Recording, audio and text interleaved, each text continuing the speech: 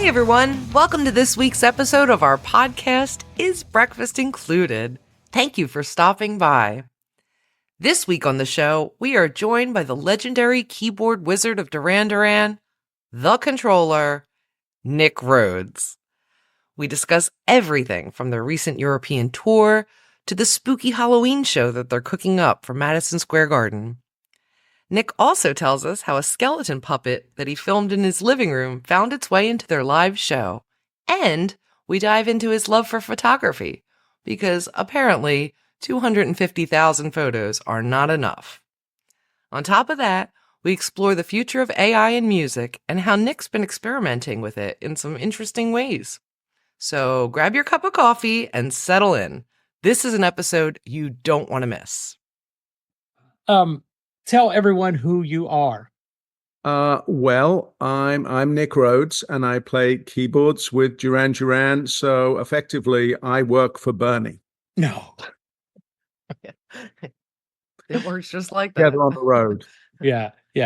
I think we all work for each other, right? Exactly. We're part of that same traveling circus. Right. Hey, so we just finished up this these European dates. We did some festivals and some other stuff. Were there any pretty notable venues that we did that stick in your mind? Oh yeah. Pula, Croatia. Wow. Yeah. Honestly, I mean, one of the most beautiful venues I've ever seen anywhere in the world. Yeah. The Colosseum, but without all the broken bits. What can you? Yeah. Kind of incredible. And that stone, whatever it was, that light-colored stone the whole thing was made out of, was pretty extraordinary. I had a look around when I was there. I went down into the dungeons, of course, looking for terrible things that had happened in the past. But now they make grapes or wine or something down there. But actually, beautifully kept, amazing arena. No, who knew it was there, though? I mean, honestly, I guess everybody in Croatia knew. Maybe I'm the last one to have ever understood. I didn't know it was there. I was asking a lot of questions. It amazed me how much they did. The staff cared about it. Like they were specific. Like told us, try not to put your cases right up against the wall. It's all for preserving. Whereas we've gone to places where we see cases stacked up on the walls. Exactly. You know? But amazing what remarkable condition it's in, given it's 2,000 years old. I mean, it's pretty much built at the same time as the Colosseum by the Romans, I guess. Yeah. Wow, what an amazing shape it was in. So that was a fabulous surprise. But I loved lots of the venues. Lucca, where we've played before. Yeah. Tuscany. It's always being outdoors in Tuscany in the summer. It's about as close to heaven as you get, I think. Yeah. The festival in the UK, that was fun, wasn't it? I still can't quite figure out where it was, other than it was somewhere not too far from Norwich. But yeah, it's that. I don't know. Where else did we go, Bernie? We were in the South once, weren't we, for a minute? I really enjoyed Montreux. As we were setting up that day, in the breaks, the local crew were diving off the back of the stage into the water. And then they'd come up and work a little, and then they'd all go take a swim break. It was really beautiful. Yeah, it is an idyllic setting, isn't it? I think we've only ever been to Montreux once before. We didn't play the jazz festival. We played a festival once with Prince that was quite close to Montreux, I think. But actually being in the town and seeing the views, quite special, wasn't it? Quite special. Yeah. I went to the Charlie Chaplin Museum there. Yeah, we got there a little late on the day off. Didn't get to go to that, but we did hear about it, It was really good fun. It's in Vevey, where he used to live. And it's quite unusual. It's they've used a lot of waxworks in there, which at first I thought, it's going to be a little too like one of these Hollywood museums that don't quite work. When you say, is that supposed to be George Clooney? But actually, they all look just like Chaplin in the movies, and it was really quite beautifully done. And they recreated scenes from all the different movies, and it was educational. It showed you all the things he'd done. So So that was a thrill. Yeah. And the lake didn't set on fire. Yeah, I was going to say it was the first year that the casino was back open. Okay. And I was told that was the first year we were on that stage was being used. Right. Yes, I think it was, but it was nice to be out on the water, wasn't it? Yeah. Yeah. It's I always blame Deep Purple for everything there, though. I know, right? Yeah. Damn them. Uh, we've got these dates coming up in the US, these East Coast states. They start in October, they go through November. Another Halloween show is in the works. I know. I know. You see, I think some people are thinking, "Damn, we should never have let Nick get hold of a Halloween show," because it was completely coincidental. When we, as you know, when we were rehearsing for the Rock and Roll Hall of Fame ceremony, everybody said, "Oh, we got to do a few dates. We can't just go and do some TV show in front of hundreds of millions of people and not have played a show before it." So the induction ceremony was in LA. So we looked for a few dates that were easy to do around that period we could slot in. And of course, Vegas came up. And I just looked at it, 31st of October, Las Vegas. Why not? And yeah, it was just an idea for a little mischief, really. And then from there, out of that grew that show that we did a couple of years ago in Vegas, which was entirely different than the show the night before. Yeah. And so I think that was quite a shock to our audience, especially the ones that weren't prepared for Halloween. But this time we're out in the open. We made the album. We made the Dance Macabre record from the songs we'd rehearsed for that show, plus did a few new things. And now here we are going to be at Madison Square Garden in New York, the world center of Halloween, on Halloween. So I'm super excited, but boy, it's a lot of work to put together one show. Yeah.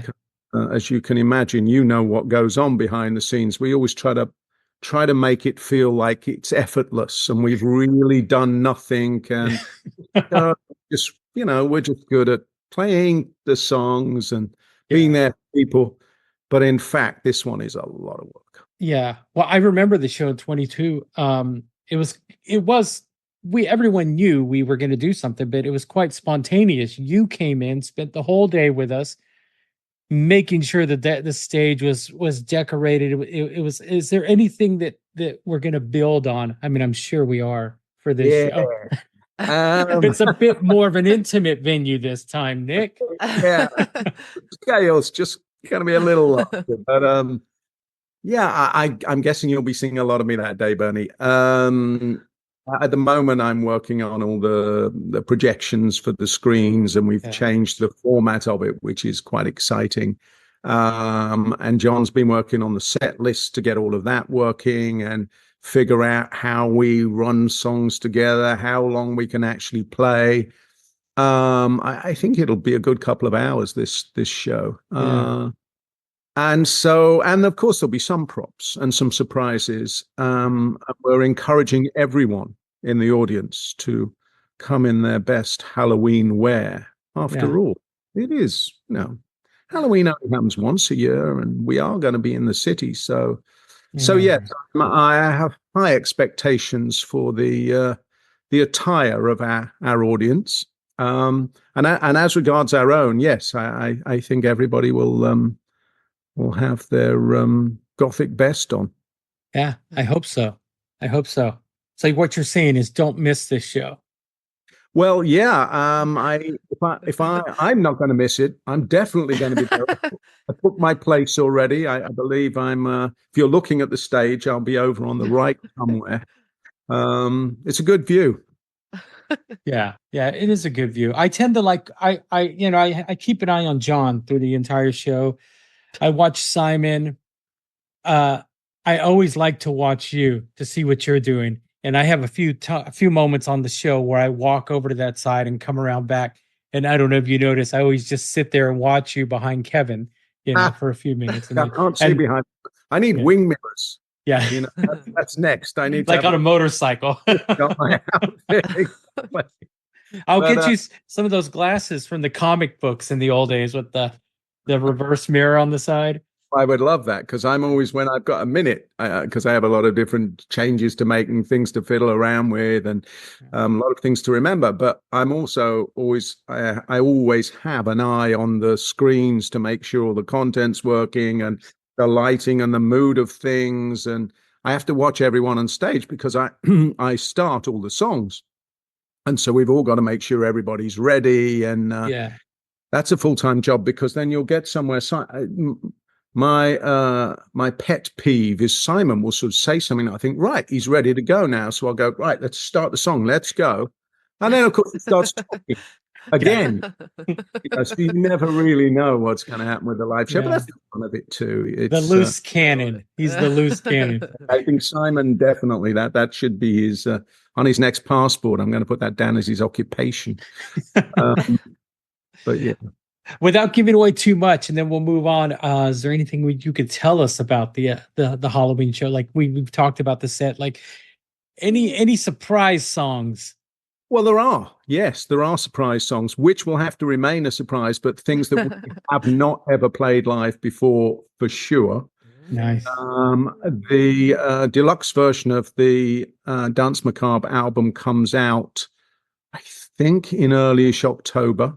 I'm not very good with dates, but yeah, that comes out and that's got a few extra tracks on it, which has been interesting because I come from the generation where you put out a vinyl record and it's the album, and on the side one and side two, and that's the experience. Then it moved towards CD where it was all in one, and that nasty clean quality with no surface noise, which I still don't love. And then we moved to obviously downloads and now streaming, where people pick and choose the tracks they want whenever they want. But for me, the most interesting thing that's happened about the format is that you no longer, never mind relying on, yes, there's one side of the vinyl and the other. People don't really care what order the tracks are in or how many there are. So you can change things. So why don't we just add some tracks to the album this year? It doesn't matter that it came out last year. There's a few more songs. We want to write something. We want to play something else, redo New Moon on Monday. Let's just add them. So it's sort of a growing album, which is it's a different thing. Never had albums like Trees before. Yeah. Very fun. Yeah. Very fun. How do you see the future of music and technology? You guys made history in 1997 with Electric Barbarella. It was the first digital single from a major label. And you guys have always been ahead of your time. So what kind of things excite you with what? Oh, lots. I mean, I actually find AI very exciting. I find a lot of it troubling too. Don't get me wrong. In the wrong hands now, I think it could be extremely dangerous, particularly if you start looking at things like warfare. Horrific. So I sincerely hope there's tough international agreements about that kind of use of AI. However, on the brighter side of it, I think within medicine, it's going to be extraordinary, the things that will move so fast and I think in a very good positive direction, things that you couldn't do with manpower before. AI is great at computing things quickly and looking at the options. Equally with art and music, I think it has some uses. We keep getting asked, are we going to use AI to write a song? No, I'm not planning on that because one, we don't need to. And two, I think the one thing that you do want in music is some kind of human feeling.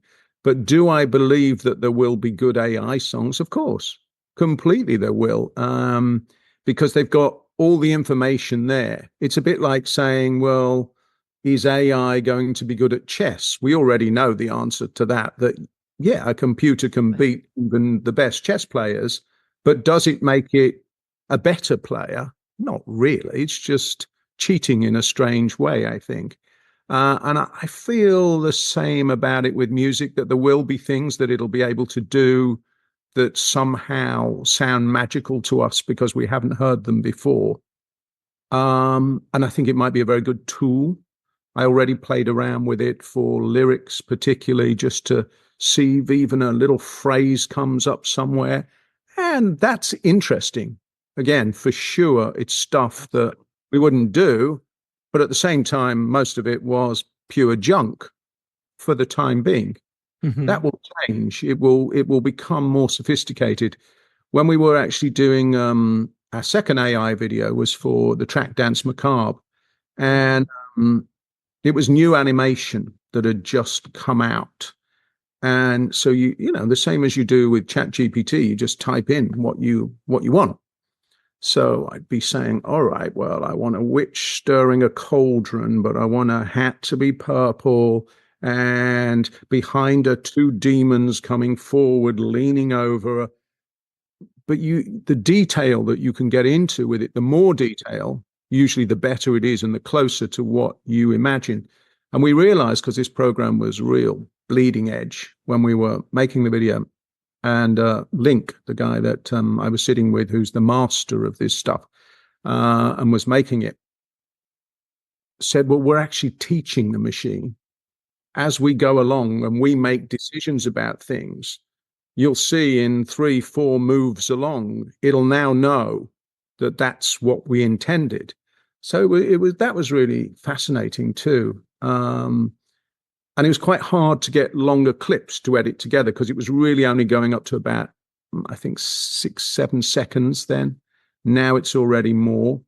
But seeing where the technology had come from since we did the video for Invisible, which was a track on Future Past, and that we did that, I think, about a year and a half earlier.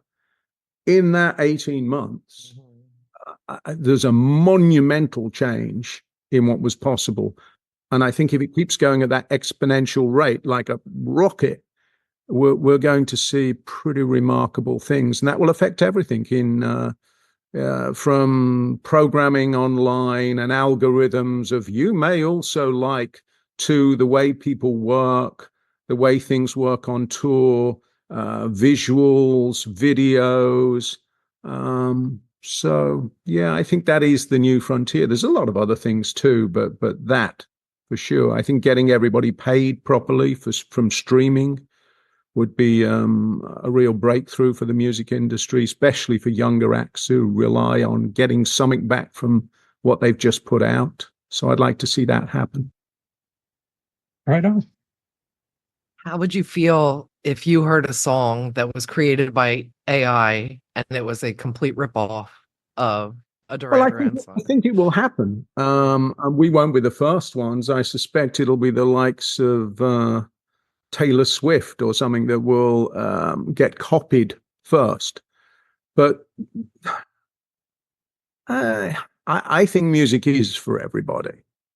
Obviously, there's a difference between plagiarism and the fact that we all use the same little toolbox of only X amount of notes.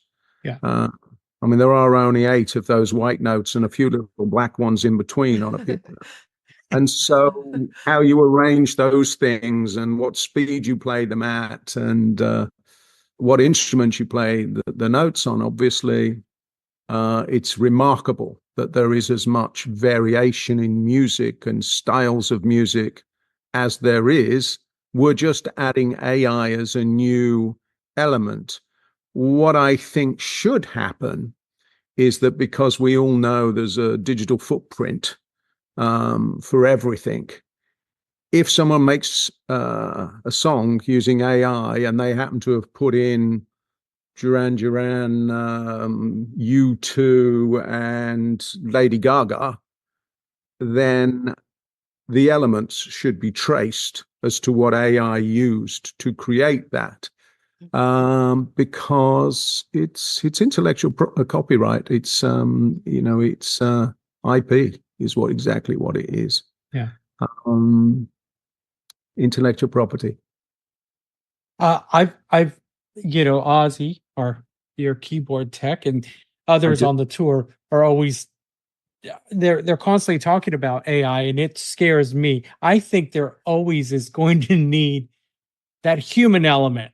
Like you said, like you're teaching AI as you go, but I still think you know. Well, the thing is, we'll all be out of a job one day if we let AI take over, won't we? Because it doesn't matter what we do, Yeah. whether it's you writing songs or you taking care of stuff on stage, basses and guitars and things. If you could get machines that can do all of those things, then what do we do? Are we irrelevant? Well, I think not, because I was talking to somebody the other day about self-driving cars. And I was saying, well, at the moment, you know what? I'd take my chances on the human instinct driving a car rather than a driverless car, being in there and not being able to tap someone on the shoulder and say, whoa, did you see that? Yeah. I'd rather be a good backseat driver, I think, and still be alive. Do I think in the future it'll be okay? Yeah, of course. Yeah. Do I see them coming to replace you yet, Bernie? I don't think so. I don't think so. No. Years ago, about 15 years ago, maybe longer, Gibson put out a self-tuning guitar. Uh-huh. It had a headstock, and you would just strum it, and they would tune. And they're still around today. And the guy I was looking after joked with me one day, and he said, "Oh, pretty soon you're going to be out of a job." And I said, "You're still going to need someone to blame." Exactly. That's funny. But Yeah. all those things, self-tuning guitars, there's a certain fun to stuff as well. When I get guitars, the first thing I want to do is put them all out of tune, tune everything to E. That's the best fun. And so I don't know, but I think the fact that that human element is what makes everything fun. I'm all for digital shows that people are putting together. That I want to look into for something, but it's not going to replace what we're doing. In fact, I think it gives it more value. Yeah, because people are always going to want the real thing if they can get it. If I'm going to a live show, do I want to go and watch a digital live show, or if I can, do I want to go and watch the band or the artist? I don't think it's a difficult choice. I want to hear the mistake in that one song. I want to hear, Oh, I love mistakes, unless Simon's making them. We all make mistakes all the time, and actually I hear everybody's mistakes because my mix in my ears, I get it as close to the record as I possibly can. I mean, literally with all the reverbs and everything set, so I don't have my parts louder than they are on the record. So anybody makes a move that is wrong, I hear it. Yeah. And often, John, I think, has his bass pretty loud, and the drums really loud. Simon has his voice really loud, and I understand that's what they require for their performance. Yeah, but I'm the absolute opposite. So yeah, I could have a scorecard, and believe me, there's often lots of X's under mine. and I can confirm that because when I have John, and Simon very prominent in my ears, and sometimes when John will hit a wrong note, and I've caught this before, as he does it, you look over. You look over at him. It's funny because he'll look at me and then you'll look at him. Yeah, what key was that in? Yeah. But I love that stuff. I think it is. It does. It's part of what makes it fun. And when Simon forgets the words, I don't know how he remembers as many words as he remembers. I still don't think I know the full lyric to any single one of our songs. If I was forced, to say, right, go on, just even read the lyric. I don't know that I would. Of course, I know most of them, but there'll be a word somewhere that doesn't. So you gotta really have a great memory and muscle memory too to be able to do all those different things at the same time, perform and move around. And yeah. Mine's how do a different.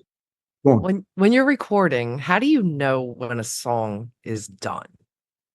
Instinct, completely instinct.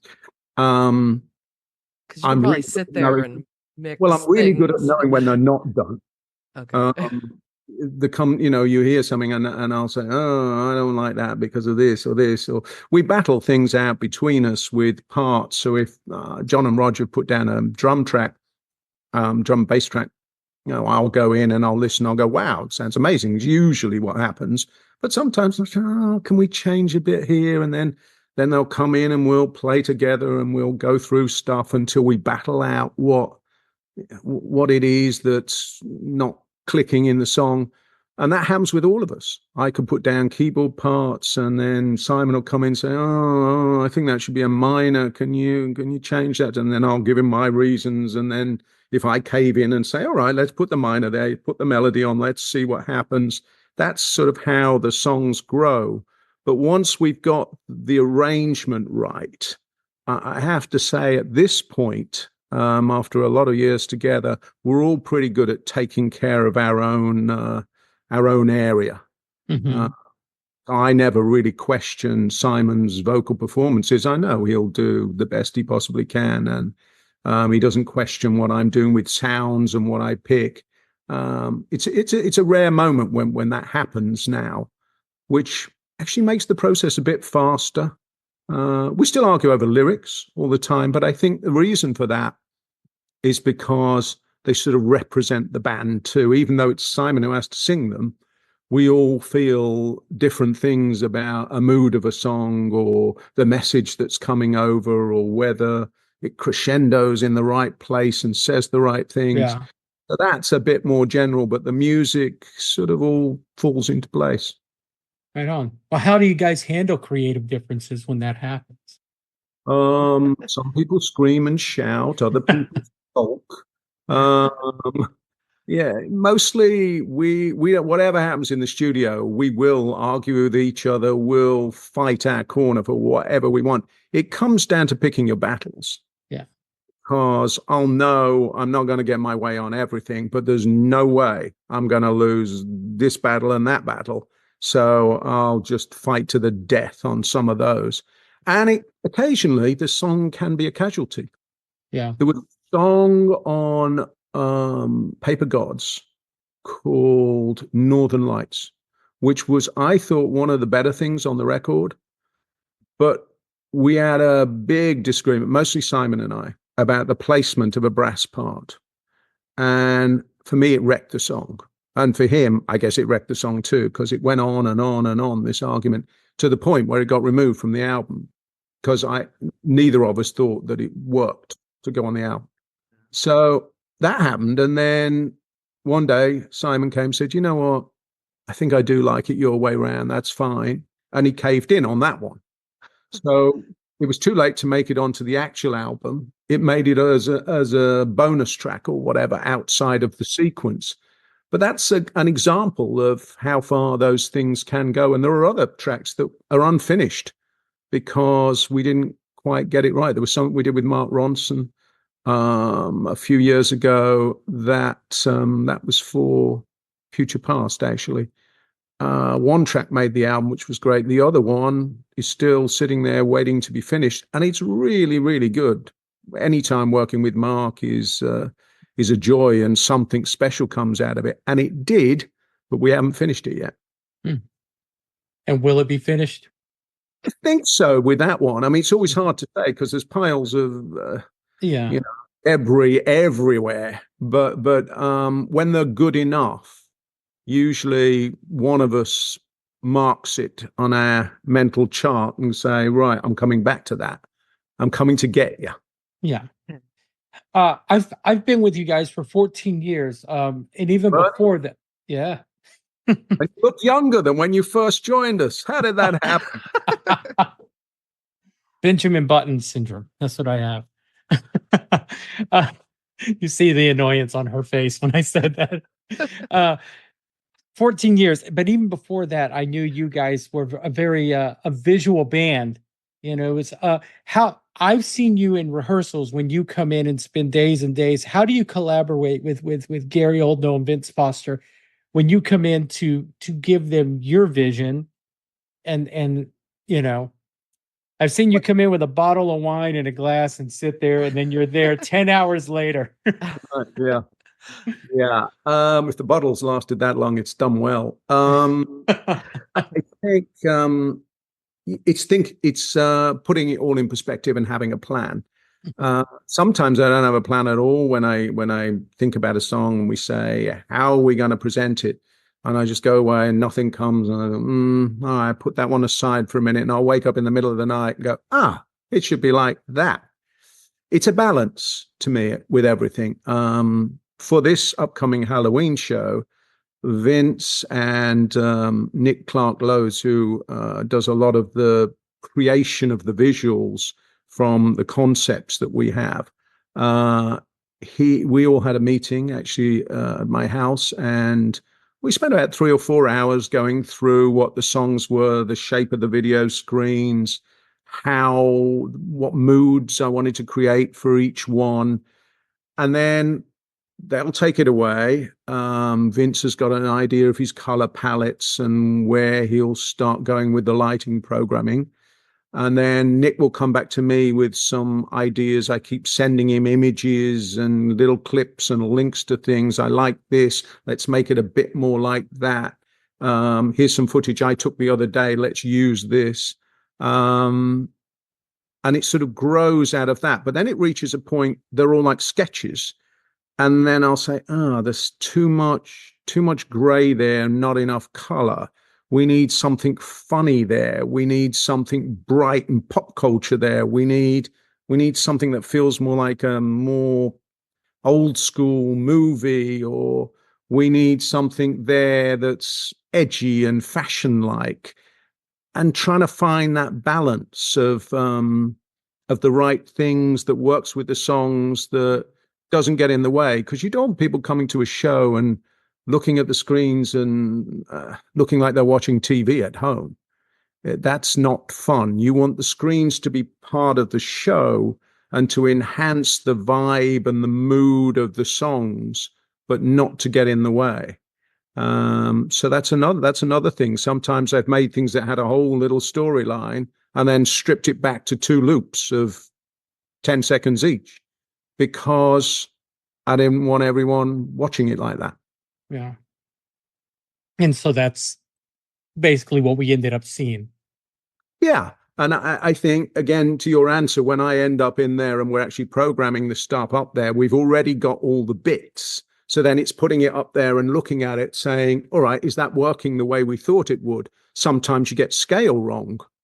There was that dancing skeleton puppet that we have on one of the songs at the moment. I made the video just in here in this room, actually, against a black cloth with some glittery things on it, with the housekeeper, actually, my lovely housekeeper, Wendy. I told her to hold the puppet and move it, and I filmed the thing. But what I thought would work on it, because the puppet itself it's probably about, so you can't see on there, can you? It's probably about, just 3 feet in old language, a meter-ish, something like that. Thank you for the truth. We're always trying to figure it out. You still use that sort of feet and inches thing, don't you? Yeah. I don't, I have to say, but I'm bilingual on that one. But yeah, so it was the scale of it that I thought would work.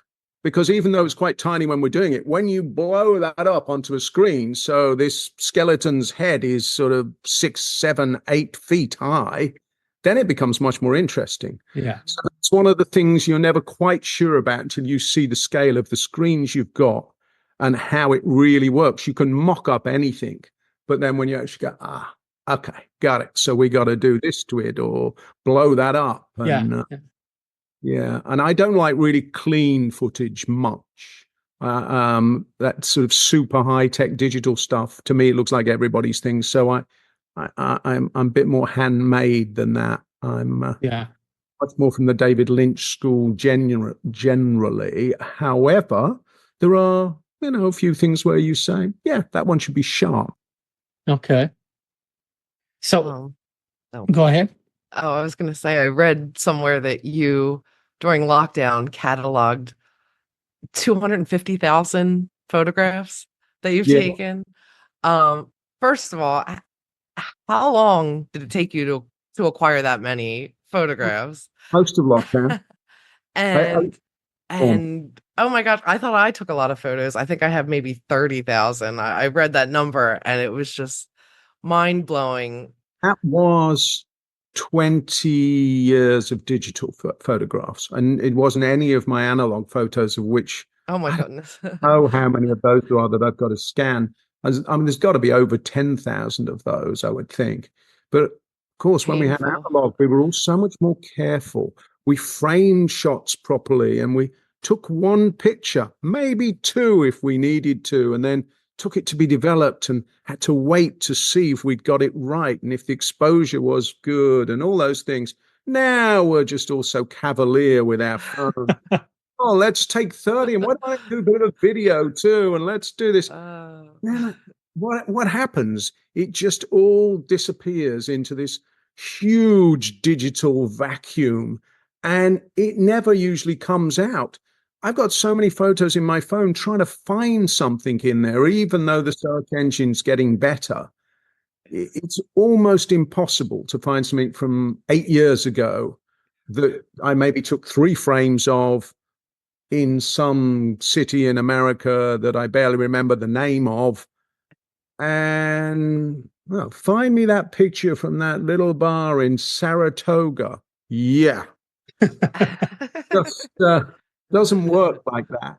So Yeah. I figured if I were ever going to see these photos again and understand what they were in my lifetime, I had to get on top of it at some point, and I never have months or weeks or even days of free time because we have so many different projects running at once. I don't really take days off much either. Everybody else in the band, I think, does like days off, and I get it. Most people do. I don't. I get a bit bored unless I have something very specific. I'll take a day off to go to a museum, but otherwise, what am I doing? Just sitting there watching junk on television. Yeah.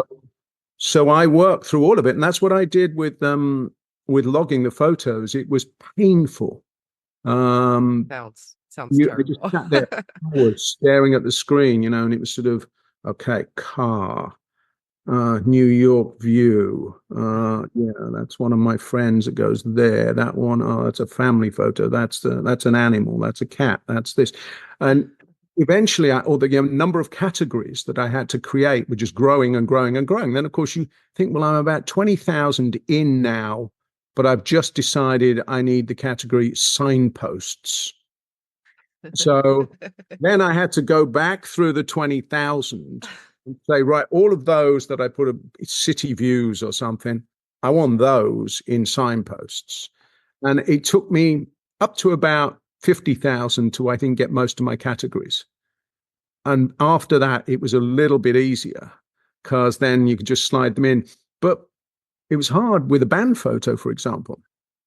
So I'd look at something from on stage and I'd be able to find the dates of them. That's one of the beauties of digital, at least, and say, okay, so that show was in Chicago in 2018. And yeah, all right, I can date it. DD show, Chicago. But then I'd see all the people in it. I think, oh, it's really quite good of Simon. Yeah, it's decent of John. So I'm going to file it under John. I'm going to file it under Simon. I'm going to file it under Chicago. I'm going to file it under Duran Live. I'm going to file it because, of course, if you don't get the key words right for a search engine, you'll never find it anyway. So what's the point of doing what I was doing? So yeah, it was very good for my OCD, but I'm not quite so sure it was good for the rest of my mental health. But it must have been so I'll tell you how happy I am I did it. It was very satisfying in the end. Yeah. But it goes quick because I kept it up to date for a while. Then we got busy with stuff. At the moment, I think I'm about 35,000 behind. Oh, wow. That's crazy. Well, I'm always pleased to get an email from you and have a couple of pictures of me. Well, Bernie, I have so many. You have your own section. It's funny. Often they're on stage. It's often the back of your head, or you tuning a guitar, but yeah. Yeah. What's your take on the resurgence of vinyl and the analog formats? Well, I love vinyl. I still think it's by far the finest format. Vinyl is the thing that sounds most like what a track sounds like in the studio when you've finished the mix. For me, although a lot of people mix digitally now, and our albums have mostly been done digitally over the last few years.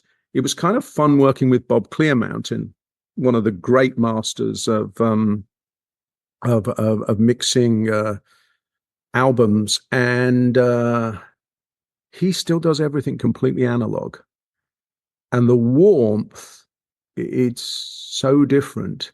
We're lucky. We've worked with incredible mixers. Spike Stent is one of the greatest mixers in the world. He used to be analog. He's now digital. His tracks sound incredible. He's done a lot of projects with us. But it was quite interesting, again, to hear that analog, if done properly, and if you've got the patience, it's a win-win. Yeah, Bob's mixes were just so warm. He puts them all through that beautiful analog desk, and all his effects are analog. It means the record is not as fast at all. We have to let him know quick what all our mix comments are. You can't say, oh, yeah, I'll put that one away and I'll come back to it 3 days later, because it's never coming back the same. Yeah. But yeah, for me, analog is the world I like best. As you probably know, analog synthesizers are mostly what I use on all the albums. Live, I use samples of those analog synthesizers to get as close as I can. I used to travel around with Jupiter 8s, Prophet 5s, all kinds of things. But in the end, it was becoming so stressful when I'd arrive at the gig and backstage. There would be inevitably at least one Jupiter 8 having open heart surgery. And I'd be standing there going, is he going to make it? Is he going to make it to the show? And so we had to gracefully retire them to the studio, where they function just perfectly. It's too much bumping things around with that many capacitors and resistors and different wires inside. Now with analog, with digital synthesis, obviously you pick the thing up, you think there's nothing in it. It's a bunch of chips and boards, and yeah, reading it all through MIDI. Yeah, exactly. Well, that's how everything comes in, isn't it? I think we use Ableton, but yeah, it's a different world, but I love the analog world. Vinyl, if I had the choice, I do use streaming much more than I actually play vinyl, because of time and convenience and where I am. But if I've got time, if I'm at home and I had the opportunity to play vinyl, I play vinyl every time. Right on, man. Right on. What's the most obscure piece of gear that you own? A lot of handmade stuff, things that different synth designers have made over the years. Again, mostly analog, circuit bent things. I've got one of those kids speak and spell things that's been circuit bent, so it does really strange sounds and noises. A load of pedals. I love effects pedals. Oh, I've seen your effects collections.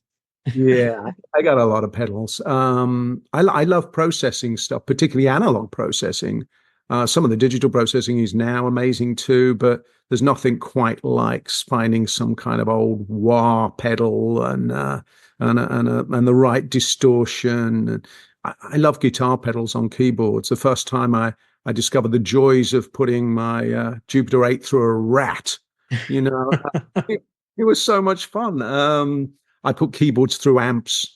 I Fender twin reverbs are great. That Roland one is really good for keyboard. Yeah. Funny enough, I don't love Marshall amps for keyboards much. I don't know what it is, but I valve warmth is always great, which that has.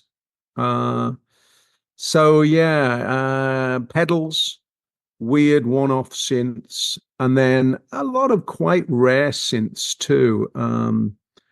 Things that people know, but they're harder to find now. Things like the Synthy AKS, the suitcase that EMS made. in the 70s that was used on Pink Floyd's Dark Side of the Moon. I think Eno used it to process all Robert Fripp's guitars on Heroes, and on many other things, I'm sure. But yeah, a lot of good old school handmade things. Always more interesting. What's your favorite piece of gear? Oh, Roland Jupiter 8, no question. For me, that's the piece that's like, when guitarists say, oh, it's this, 1959 Les Paul, or it's this Stratocaster. Man, you've never seen anything like this before. Oh, it's the Jupiter 8 for me. Right. I love loads of different synths. Roland, I've had the closest relationship with because there's something about their systems and the way it all works that suits my operating system. It just feels intuitive, and I love the way that their analog stuff has always worked with all the oscillators, and some of the digital stuff is fine too. But I mostly still use analog on all of the records. I sometimes put a digital sound on there, and then I listen to it and I say, wait a minute, let me just do that with an analog synth. Let's see if it's better. And Josh, our engineer, just says, well, of course it is. So digital one doesn't survive. Yeah. Yeah. No. When you're not recording or you're not touring, what do you like to do when you're just home? Well, I work. No, I mean, I really do. I mean, whether it's, I'm doing a few more books at the moment, photographic books, because I got a bit behind with that. I've only actually done it, a couple of them, and I have a bunch in a line waiting to be pieced together. So I'm going to do, I hope, to the end of this year, beginning of next year, and then next year I'm going to try and ramp it up more. So that takes some of my time, making little film things, photography. I sometimes shoot for magazines or do stuff for myself. I walk a lot. I like to go out walking, particularly in London. That keeps me inspired by what's going on. I go to a lot of art galleries. What else? Well, I see friends. I see friends when I can. Look at things, technology, and a lot of my time, I would say probably at least 70% of it is taken up by future Duran stuff. Projects that we have in the pipeline, whether the things about movies or shows that we want to piece together, or digital things, immersive things for the future. That stuff's flying at us every day from all over the place.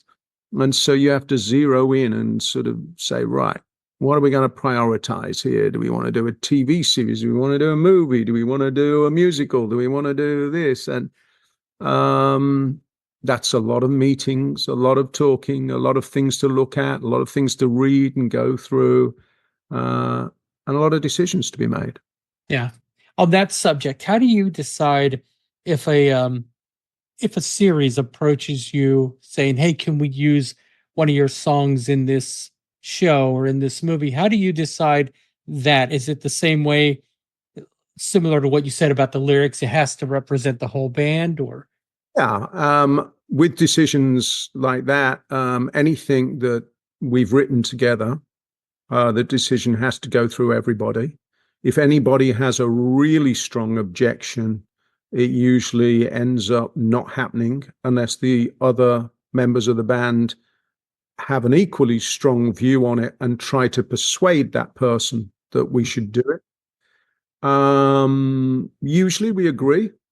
We don't ever let our tracks be used for syncs on products that we don't like, meaning junk food or fizzy drinks, that sort of thing.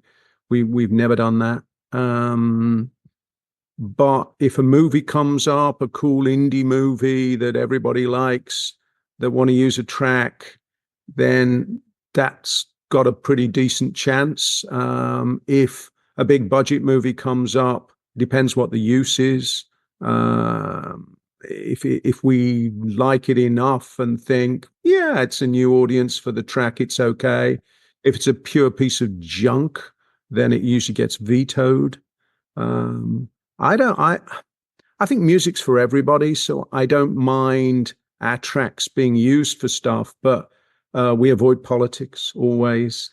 Well, of course, we all have our own views, but I don't think it's right to be putting music with that. It doesn't, it sort of takes it away and makes people feel differently about it, which I don't like. Yeah.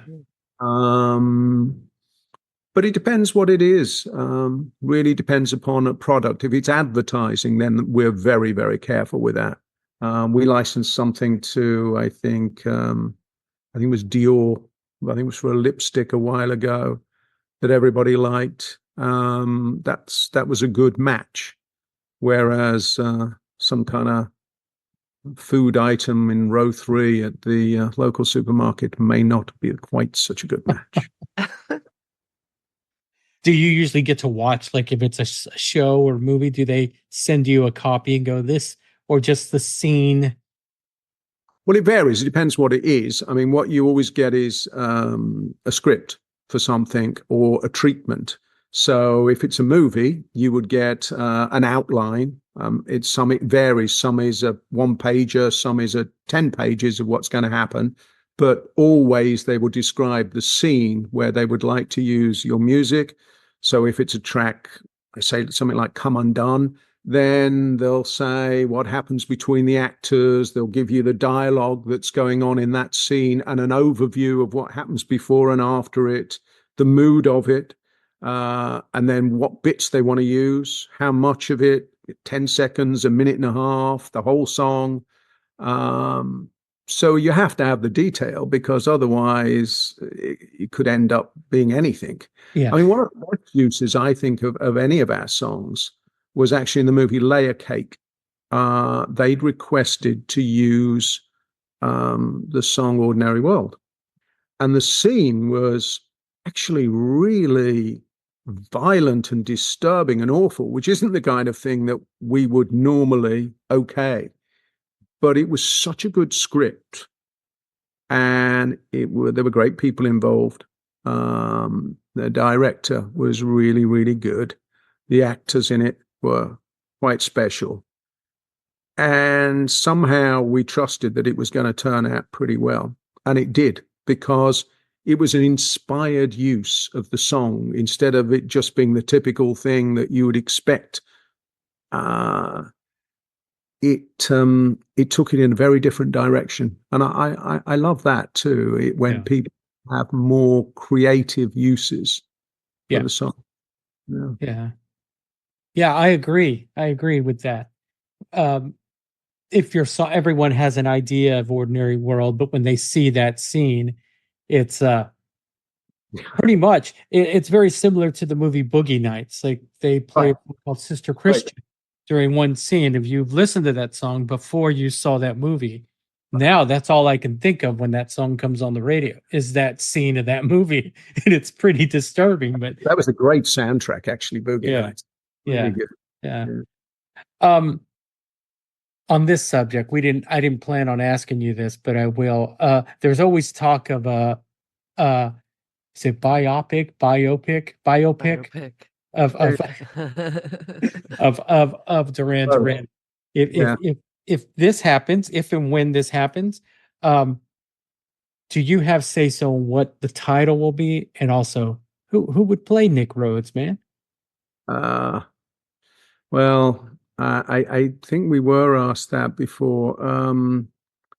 Many times, Bernie. It's so long. It's been going on. I don't know how many of these things we've turned down. A lot of people have come to us with ideas. Some of them have been quite interesting, but they've all fallen apart at different fences for different reasons. Meaning, once we got into the substance of it, it was all style, no content, or the other way around, too much content, no style, too much.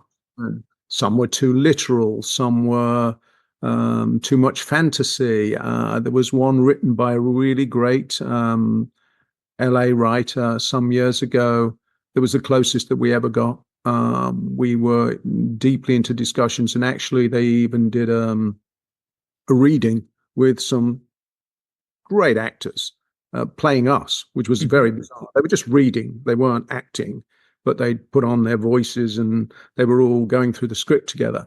So that was fun to watch, and I think that was the closest that we've been. But my sense of it is that we'll know when it's really, really right. And having seen the ones that I've seen, which is most of the bigger ones that have come out, whether I've liked them or not varies. But I don't want it to be some horrible, cheesy version of what happened. That's not what we've ever been about. I'd like it to be something much more inventive and different to what people have seen so far. So in my head, I've already formed a little bit of a pathway to how we get to something that is more unique. And then we've just got to find the right people to get involved. But I don't know whether it's about just having a biopic. It's more about what do we do with Duran and a movie. It doesn't matter to me whether it's animation or maybe it's computer generated, or maybe it's all young actors, or maybe it's not. Maybe it's just all women that play us. We did that with the Girls on Film video, but actually, yeah, I think in answer when somebody asked me before, well, who would play you? I at that time I'd say, well, I think Kate Blanchett would be perfect. I don't know. Right on. Well, Nick, we really appreciate your time. We know you're busy, and I appreciate you doing this for us. It's the last one, right? You've spoken to everyone. Yeah, you were the fourth audit. How did I pitch it to you? I need all 4 signatures, and I got to get the most important last. Always a pleasure. Again, I've been with you for 14 years, and I always say, I've had offers to go here and go there, but I always say you stick with the devil, and that's not that's not me saying that. Like, I love working for you guys. I love being around you, and you're all fine gentlemen, as they say. Sweet of you, Bernie. Well, I just hope that breakfast is usually included. I really hope the breakfast is usually included. Well, I it's always included. So. On that note, our podcast is called Is Breakfast Included? And if we were having breakfast, what would you have, Nick?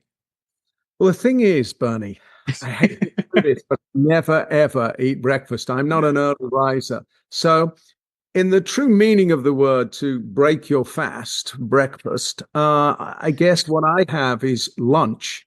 And at that time, I have a sandwich or something simple, cheese and tomato. I don't know. Or I have fruit. I like to eat a lot of fruit. Or a salad is all good. But I never really have breakfast food. I know I'm lying. I eat eggs. I eat eggs sometimes, but I can have eggs at midnight. Is fine for me. Yeah. It's not. I'm not really good at early. I sometimes, of course, I have to be up early, but then I don't think about food. If anything, I would just eat fruit at that time, at breakfast. When you wake up early, do you usually think about, why am I up this early? Always. But the thing is, it's terrible for me if I do have to wake up early, just because I'll lay awake all night worrying that I've got to be awake early. I may as well just have not bothered go to sleep. Yeah. No, it gives me terrible paranoia of not missing my alarm, or missing a plane, or not being there. Because as you know, it's whilst we're a traveling circus and we have a lot of fun, everybody works really hard, particularly in the crew, and we have some rough schedules sometimes, particularly with travel schedules. So you've got to conserve your energy for the jobs that need to be done, and you're right on with that thing. when I go on stage and I've not slept hardly for 2 days, that's terrifying. Yeah. I mean, it really is, because I know I'm going to mess up something and I'm not going to remember. And you sort of, you start fading in and out a little bit, thinking, okay, we're in the middle of this song, what's next? And then you've lost something. Yeah. You've got to concentrate. And yeah. So you've got to grab sleep and food whenever you can, is the way I look at it. Yes. Yes. And you can ask the crew. Like, if I always say, if I'm not sleeping, I'm taking a nap, you know? Exactly. Yeah. Yeah. So, When you can, really. I mean, that's the Yeah. truth, with jet lag and everything as well. One thing I did start doing a number of years ago that is quite helpful to me is, if we're going somewhere, maybe like LA, where there's a bigger time difference, I get in earlier, a few days, to actually really try and adjust, rather than coming in, going to sleep, and then getting up, trying to do something. yeah. Those days are gone for me, because I need to be able to think straight to get Yeah. everything done. But yeah. Well, we'll be there. Minutes away? Or Weeks minutes away. Exactly. away. The next good. one's never far. Well, it's good talking to you, Nick. Thank you for your time. We really appreciate it, buddy. Yeah. Thank you All so right. much. Thank you both. All right. Bye. Take care. Bye-bye. That was the controller, Nick Rhodes. A huge thank you goes out to Nick for dropping by and sharing his genius with us. You know he comes from outer space, man. But what an absolute delight. If you had as much fun as we did, make sure to subscribe, leave us a review, maybe tell a friend, or, you could shout it from the rooftops. We're not picky. You can also go to isbreakfast.com to find all of our links. We're on Instagram, Facebook, and YouTube. You can also check out our store and grab an Is Breakfast Included t-shirt to represent. So until next time, keep your coffee strong, your playlist fresh, and your breakfast, well, included. Talk to you next time.